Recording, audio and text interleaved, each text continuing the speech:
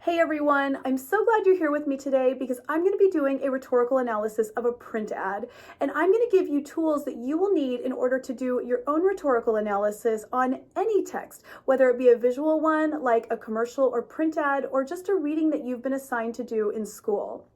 I'm going to be talking about elements like ethos, pathos, logos, target audience, genre, and purpose. So if these terms are unfamiliar to you, then go ahead and check out the first video of this lecture series in which I discuss the basics of rhetoric. Hey guys, I am Dr. Whitney Costers, Professor of English, and I've been teaching composition courses at the college level now for almost 2 decades. I'm establishing my ethos with you right now. And in my classes, I always begin my lectures on how to do a rhetorical analysis with a visual text.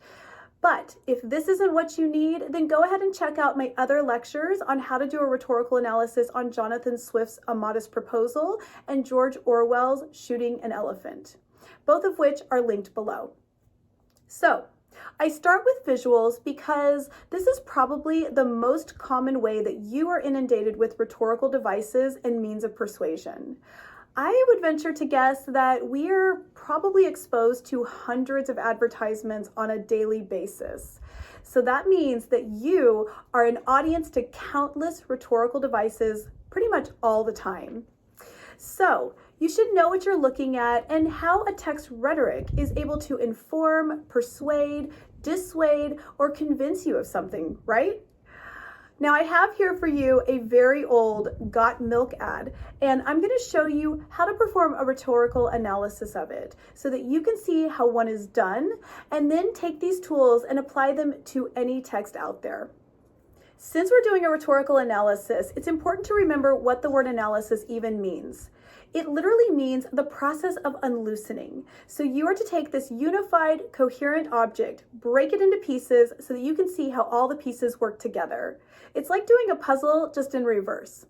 So the first thing that you want to do with a rhetorical analysis is peruse the text and write down everything that you notice, whether it's obvious or not. You're going to want to write this down because it's a lot to keep track of. And you'll find that your analysis will probably jump around quite a bit, because one persuading factor in a text can serve as multiple appeals simultaneously. What I mean is this element may be an appeal to logos, but it can simultaneously be an appeal to pathos or ethos or both. And identifying means of persuasion is not necessarily a one and done sort of thing. Just because you identify one appeal to pathos doesn't mean that there aren't plenty more. So, there will be several, most likely, for ethos, pathos, and logos. So it's a lot to remember if you don't jot it down. In our ad, Dave Mirra, an X Games gold medalist BMX rider, is front and center. It makes sense that he's holding his bike. The color scheme is darkish, lots of blues and grays. I see he's outside in some sort of alley. It looks pretty urban. He's half dressed and quite casual. Just jeans and a belt, and I can see his boxer shorts peeking out. He's fit. It looks like he's got a couple of big scars. He's looking directly at me. He's holding in his left hand a glass of milk, and it's clear he's been drinking it because it's half full and he's got that milk mustache. I noticed that the text in this advertisement is white, like the milk, and it's at the bottom and centered, and it says, "They call me Miracle Boy, not for my gold medals, but because I've survived the double backflips, getting hit by a car, and the mega ramp. What makes me so indestructible? Milk. It helps prevent breaking bones so that you can concentrate on breaking records." And then underneath his hands, it says Miracle Maker. And in a very large font at the bottom, it says Got Milk. Now that I have my list of observations, let's look at the 2 rhetorical triangles that I spoke about in depth in the first part of this lecture series. We have the rhetorical situation, target audience, purpose, and genre, and the Aristotelian rhetorical triangle, which includes ethos, pathos, and logos. These are the components that we need to identify in this ad, and we have to know the rhetorical situation before we can identify ethos, pathos, and logos. So let's start with the easy part. The genre, or the category of communication, is clearly a print ad. And I know the purpose of the ad is to promote the general consumption of milk because there's no brand. It's asking, got milk? Dave Mira is holding and has been drinking a glass of milk, and the text is talking about the positive things milk does for your bones whenever it's consumed. Now, target audience is a bit trickier to identify right away. A target audience is a group of specific people that the creators had in mind when constructing the ad. You know, the people they're trying to convince to drink the milk. Generally speaking, a target audience is pretty specific. It's usually not so broad as like all teenagers or all Italian people, for instance. And sometimes, as in our case here, the target audience can only be identified after more analysis is done. When I show this ad to my students in class, many of them try to identify a target audience before really analyzing the advertisement. So they mistakenly say that the target audience is females between the ages of 14 to 25, claiming that the advertisers are trying to appeal to this group primarily through pathos vis-a-vis sex appeal, since Dave's shirt is off. But if you analyze all the different elements of the ad, you'll see that this actually isn't the case. So the best ways to go about identifying the ways the ad appeals to ethos, pathos, and logos is by asking how it attempts to persuade its target audience of its purpose, which you should write at the top of your page, because you never want to lose sight of what the ad's purpose is. Don't forget that the purpose of our ad is to convince an audience to drink milk so that they can prevent breaking bones. One major way that the ad appeals to ethos is by using a credible athlete like Dave Mira as their spokesperson. If anyone is at risk of breaking bones, it's a BMX gold medalist. Someone of this caliber is doing pretty dangerous stunts, and he flat out tells us that he survived the double backflips, getting hit by a car, and the mega ramp.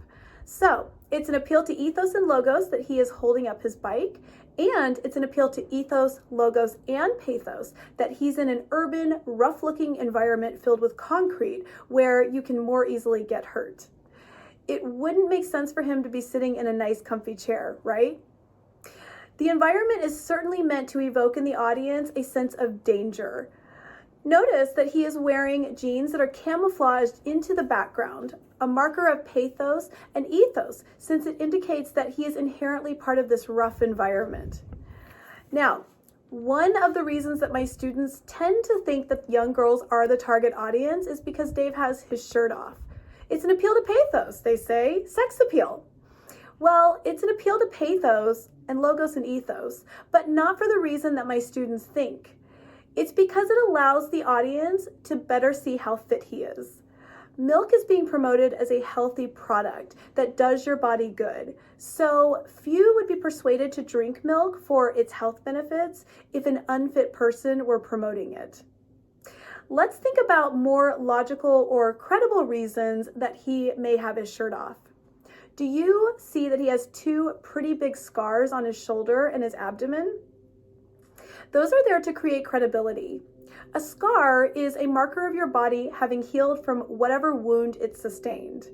The advertisers are saying, look, Dave has these huge scars. He's not just saying he's been in accidents, you can actually see them. So the scars are also an appeal to logos in that you can see a cause and effect and make the logical deduction that he drank milk regularly, so his body was able to recover from major accidents more quickly and effectively. Now let's make mention of the fact that there's an argument being posed in this ad, though it is rather hyperbolic or exaggerated, which is a rhetorical device in and of itself. The argument is, drink milk and you can be indestructible. He's a miracle maker and you can be too.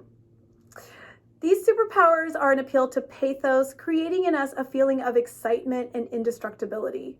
But is this claim true? No. We all have common sense enough to know that if we just drink a glass of milk, we're not going to be able to necessarily survive getting hit by a car. But it is an appeal to logos to follow a logical chain of reasoning that if I drink milk consistently, then I will get the calcium that I need, which will make my bones stronger, and so I will likely be able to better withstand accidents or heal faster. The advertisers are also using wordplay with breaking records and broken bones, a rhetorical device that appeals to pathos by making the reader imaginatively transform something terrible, like broken bones, into something wonderful, breaking records, achieving something that no one else has. Still with me? Let's keep going. Another way that I see the ad incorporating ethos is with the got milk phrase and the signature milk mustache that Dave is featuring. The got milk ads are long-standing, reputable, and recognizable to us, creating within us a sense of familiarity and trust. I would say that many of us saw a variety of got milk ads in our schools over the years, which is why they create a sense of nostalgia in us. In that regard, then, the reputation of the ads is not only an appeal to ethos, but also to pathos. Another appeal to ethos is having Dave hold the glass of half-consumed milk where it's front and center. It's important for the audience to see that he's actually drinking it so that the association between him and the milk is stronger. And it's visible, bright, and vibrant compared to the rest of the ad. It's made to catch your eye. That beautiful, bright, delicious-looking, cool glass of milk is an appeal to pathos in that it is meant to create in its audience the desire and thirst for it.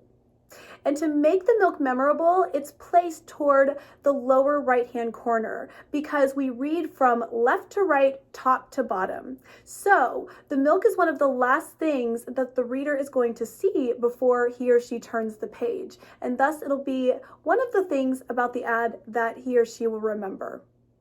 When I teach this ad in my classes, I always ask my students where they think I found it, because the context of a text is also an important factor in a rhetorical analysis, as it's going to give you clues to who the target audience is and what the purpose of your text is. Many of my students say this ad could easily appear in Rolling Stone or Sports Illustrated. So, based on this analysis, who can we conclude is the target audience?